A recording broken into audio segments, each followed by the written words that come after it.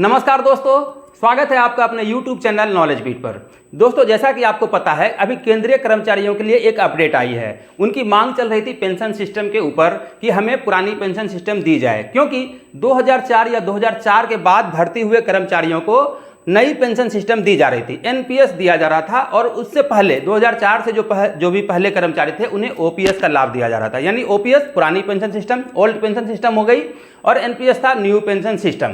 तो इस दोनों सिस्टम के बीच लेकर के कर्मचारियों में एक कंफ्यूजन चल रहा था कि एनपीएस जो है बाजार मूल्यों पर निर्धारित है, यानी शेयर बाजार पर डिपेंड था। एनपीएस की जो सुविधाएं थी वो शेयर बाजार पर फुली डिपेंड था। तो कर्मचारियों की मांग थी कि हमें ओपीएस दिया जाए। तो इसको देखते हुए मार्च 2024 में एक कमेटी बनाई गई थी। तत्कालीन वित्त सचिव जो थे टीबी सोमनाथन जी की अध्यक्षता में एक टीम बनाई गई। कमेटी जो है देश दुनिया के कई सारे पेंशन सिस्टमों को स्टडी किए। उस पेंशन सिस्टम को स्टडी करने के बाद एक नई स्कीम ये लोग लेकर आ गए। जैसे ओपीएस नहीं दे करके एक नई स्कीम आई है यूपीएस, यानी यूनिफाइड पेंशन सिस्टम। अब यूपीएस क्या है? एनपीएस में तो पहले से चल ही रहा था कर्मचारियों में, अब नई आ गई यूपीएस। अब ये एनपीएस और यूपीएस में क्या है, इसे समझना होगा। यूपीएस क्या है? कुछ चीज़ें जोड़ी गई है, एनपीएस में जो थी उसको लेकर के यूपीएस में कुछ कन्वर्ट किया गया है। तो इस चीज़ों को आइए समझते हैं थोड़ा सा कि ओपीएस क्या था, एनपीएस क्या था, अब यूपीएस में क्या आने वाला है, कर्मचारियों के लिए कौन सा बेनिफिट है। क्योंकि बहुत सारे कर्मचारी भी डाउट में हैं कि यूपीएस के में रहा जाए या एनपीएस में रहा जाए, क्योंकि सरकार की तरफ से कहा गया है कि एनपीएस वाले इसमें यूपीएस में जा सकते हैं, यानी ऑप्शन रहेगा। तो अब कर्मचारियों के बीच एक उहापोह की स्थिति बनी हुई है कि इसका क्या बेनिफिट होगा, क्या नहीं होगा। तो आइए थोड़ा चलते हैं, ओपीएस, एनपीएस और यूपीएस तीनों को समझते हैं कि तीनों में क्या अंतर है, क्या होने वाला है। तो चलिए देखते हैं। अब आइए जरा पहले ओपीएस को समझते हैं। ओल्ड पेंशन सिस्टम क्या था, इसमें क्या बेनिफिट मिलता था, एनपीएस में क्या मिल रहा है, अब यूपीएस में क्या मिलने वाला है, ये सब चीज़ों को भी जानेंगे।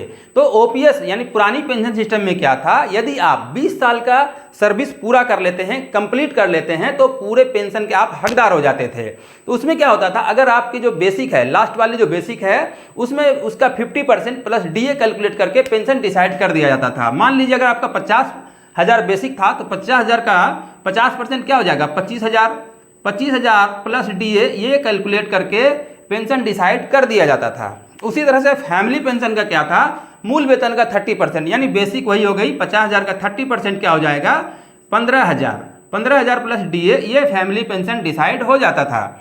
और कर्मचारी का योगदान उसमें नहीं था, यानी ओपीएस में कर्मचारी जो कंट्रीब्यूट करते हैं, अभी जैसे एनपीएस में कंट्रीब्यूट करते हैं, वो ओपीएस में नहीं था, उसका नील था। गवर्नमेंट सिर्फ कंट्रीब्यूट करती थी। लेकिन एनपीएस में तो आपको पता है कि 10% कर्मचारी का कंट्रीब्यूशन होता है और 14% गवर्नमेंट कंट्रीब्यूट करती है, जो कि ओपीएस में नहीं था। यानी कर्मचारी का कंट्रीब्यूशन ओपीएस में नील था।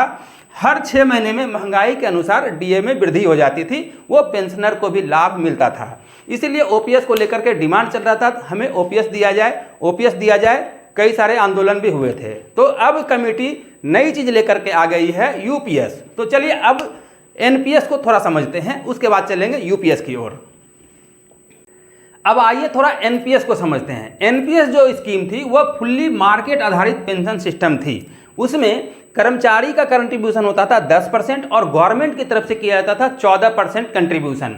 यह था एनपीएस में। और रिटायरमेंट के दौरान 60% जो आप विड्रॉल कर लेते थे वो टैक्स फ्री होता था और 40% हिस्सा पे पेंशन डिसाइड किया जाता था। ठीक है, तो ये एनपीएस में होता था 40% पर, वो भी शेयर बाजार पर डिपेंड होता था।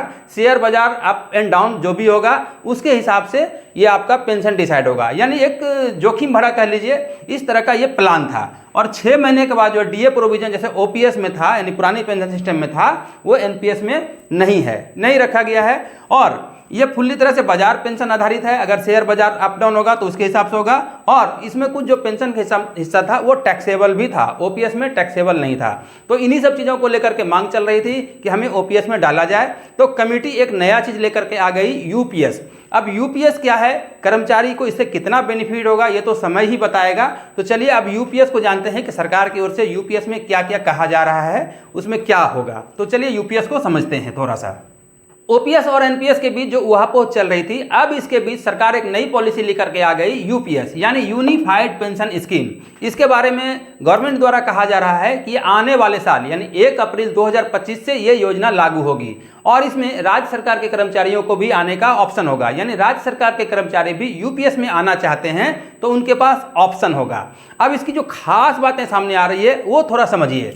इसमें क्या है कि 10 साल बाद अगर कोई व्यक्ति रिटायर करता है यानी यूपीएस स्कीम के अंतर्गत, तो उसे 10,000 रुपये की एक पेंशन राशि बना दी जाएगी। यानी 10,000 रुपये उसे मिलेंगे 10 साल सर्विस पूरा करने के बाद। लेकिन इसका जो नॉर्मल बेनिफिट है वो लेने के लिए आपको 25 साल सर्विस पूरा करना पड़ेगा। जैसे पुरानी पेंशन सिस्टम में क्या है कि अगर आप 20 साल सर्विस पूरा कर लेते हैं तो आपको फुल बेनिफिट मिल जाता है पेंशन का। लेकिन यूपीएस में क्या रखा गया है, 25 साल, यानी आपको 25 साल का सर्विस पूरा करना पड़ेगा। और 25 साल के बाद कैसे डिसाइड होगा, फिर 12 महीने का जो वेतन होगा, लास्ट वाला जो 12 महीने का वेतन होगा उसका 50% यानी उसके औसत का 50% आपका पेंशन डिसाइड कर दिया जाएगा। अब आते हैं बात कंट्रीब्यूशन की।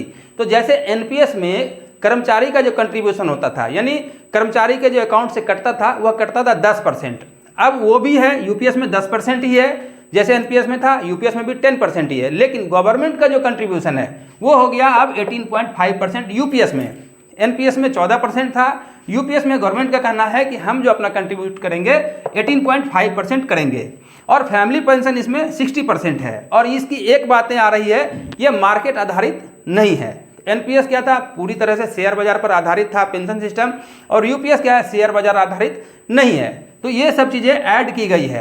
अब ये एनपीएस से कितना बेहतर होगा ये तो समय ही बताएगा, लेकिन यूपीएस की तुलना ओपीएस से नहीं की जा सकती।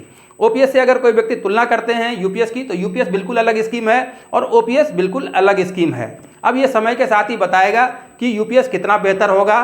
सरकार ये अभी फिलहाल योजना लेकर आई है। तो दोस्तों आशा करते हैं एनपीएस, यूपीएस और ओपीएस के बारे में थोड़ा बहुत डाउट क्लियर हुआ होगा। चलिए मिलते हैं किसी अगली वीडियो में इंटरेस्टिंग टॉपिक के साथ। तब तक के लिए जय हिंद, वंदे मातरम।